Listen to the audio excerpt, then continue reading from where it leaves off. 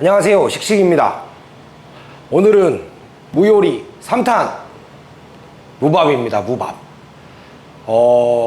요즘은 외식 트렌드가 좀 바뀌다 보니까 솥밥을 많이 사서 드시죠. 그 위에 뭐 장어가 올라간다든가 소고기가 올라갔다든가 이렇게 솥밥을 많이 드시는데, 어떻게 보면 전통적으로 저희 나라 이 무밥 콩나물밥이 우리나라 전통적인 솥밥 같은 느낌이에요.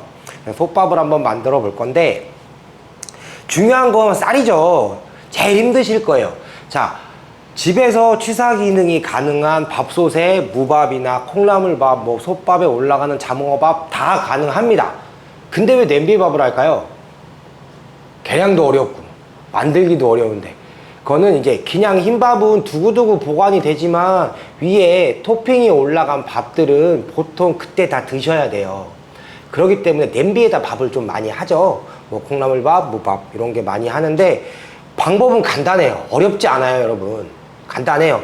쌀은 30분만 불리면, 딱 30분만 불리면 더 이상 불지 않아요. 오케이? 30분만 불리면 불지 않아. 그럼 30분 불은 다음에 물기를 빼주고, 이렇게 물을 빼주신 다음에 쌀과 물은 1:1 동량으로 넣으시면 돼요. 자, 여기에서 사람들이 말하죠. 무에 물이 많으니까 밥에 들어가는 물은 양을 줄여라. 삑! 아닙니다. 무에서 나오는 물은 그냥 무 거예요. 밥할 때 짓는 물은 그냥 밥 거. 그렇게만 생각하시면 돼요. 그리고 요 물을 올려서 밥을 하면 이 무의 향이 밥에 입혀지기 때문에 정말 맛있는 밥이 되고요. 그리고 마지막엔 결국 이게 갖은 양념을 이용한 양념장 맛에 먹게 돼 있어요.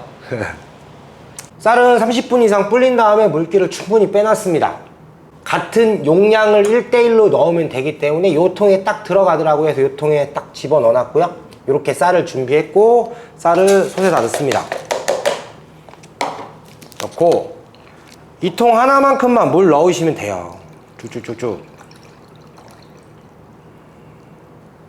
딱 500ml 들어가네요. 이렇게 물 넣어주시고, 채쳐놓은 무 있죠? 이거 그대로 그냥 올리시면 돼요.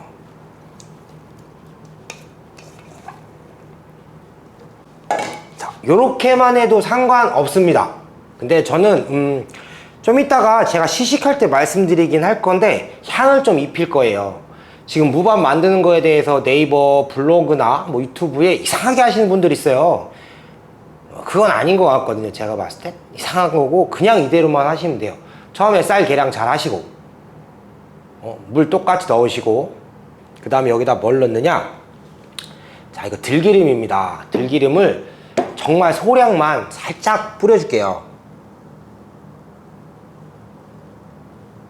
들기름을 넣으면 밥에서 나는 냄새도 같이 잡아주고, 무가 채소기 때문에 채소에 나서 나는 그 풋풋한 향도 좀 잡아줘요. 그래서 전체적으로 향을 잡아주면서 밸런스를 맞춰준다 생각하시면 되고요. 자, 이렇게 올려놓고 불을 켜세요. 그냥 불을 켜세요. 불을 끄시고 뚜껑을 덮습니다. 자, 가정마다 냄비의 사이즈와 재질이 다 달라요. 그래서 제일 중요한 건 어쨌든 끓고 7분 이상. 자, 왜 7분 이상이냐면, 냄비들이 열을 많이 가꿀 수 있는 것들, 뚝배기나 무쇠솥 같은 경우는 7분 정도가 제일 좋고, 이렇게 저처럼 그냥 냄비 같은 경우, 스테인리스 냄비 같은 경우는 10분 정도 해주는 게 제일 좋아요. 언제부터? 끓고 나서부터. 그것만 체크해 주시면 돼요. 자, 끓고 나면 그때 확인하고 타이머 눌러놓고 양념장 만들도록 하겠습니다.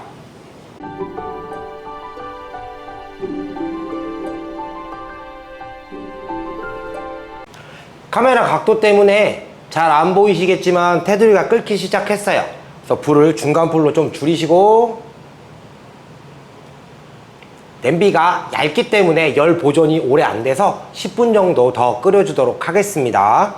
밥이 되는 거 기다리는 동안 양념장 만들어 보도록 하겠습니다. 옆으로 좀 치워 놓고요. 뭐 기본적으로 파랑 마늘 정도는 넣어 주시고, 그 나머지는 뭐 비슷비슷해요. 넣고 싶은 거 넣으셔도 돼요.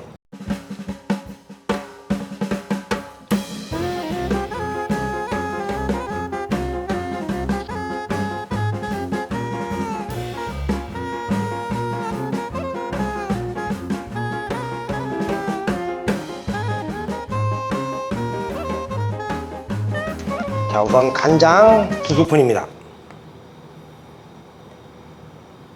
한 번, 두 번 넣고요. 매실액. 단맛이 무에서 나오기 때문에 설탕을 굳이 넣을 필요가 없어요. 근데 매실액이 너무 많이 들어가면 끓어버린 게 아니기 때문에 약간 시큼한 맛이 나거든요.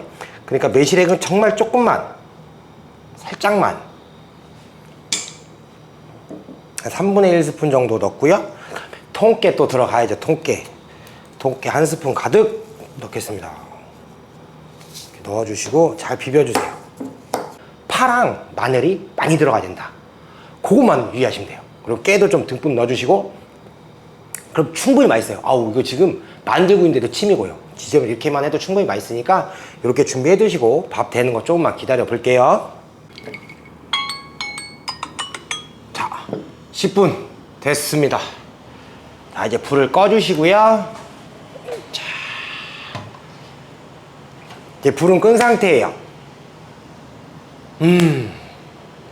밥이 다 된 냄새가 싹 올라오고 있어요.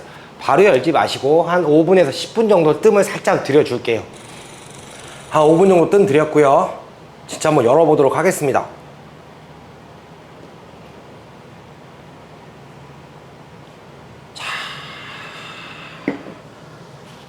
한 번 더 섞어봐야죠. 그래야 이제 밥이 잘 되는지 아니까. 와, 이거 보셔야 되는데, 와, 이게 카메라로 전달이 될까요? 와, 오, 너무 잘 됐어 밥이. 미치겠네. 반들반들해요. 반들반들. 쌀알이 너무 살아있네. 너무 좋아. 양념장을 크게 하나 떠서 쫙 올려줍니다.